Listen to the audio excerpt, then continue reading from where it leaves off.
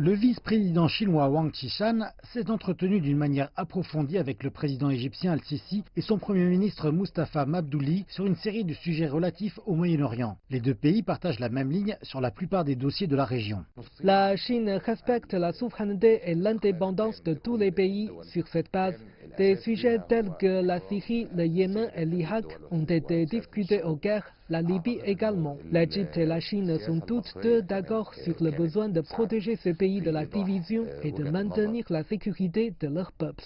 Les deux parties ont signé plusieurs protocoles d'entente dans les domaines de l'agriculture, de la coopération économique et de l'éducation. Ils ont aussi annoncé un méga-projet pour mettre en place le plus grand complexe d'universités médicales au Moyen-Orient. Le but est de renforcer la coopération. Le commerce bilatéral a atteint 15 milliards de dollars, tandis que les investissements chinois en Égypte ont augmenté de 500 000 dollars à 6 milliards au cours des 3 dernières années.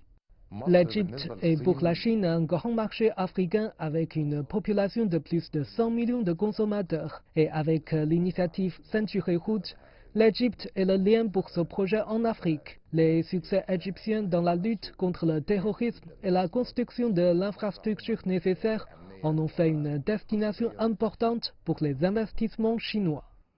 Wang Qishan avait auparavant visité la ville de Luxor. Il a fait un tour des célèbres monuments et temples pharaoniques dans la ville. Cela a été une visite complète qui a reflété les liens croissants dans tous les domaines. Non seulement la politique et l'économie se sont retrouvés sur la table, mais aussi la culture.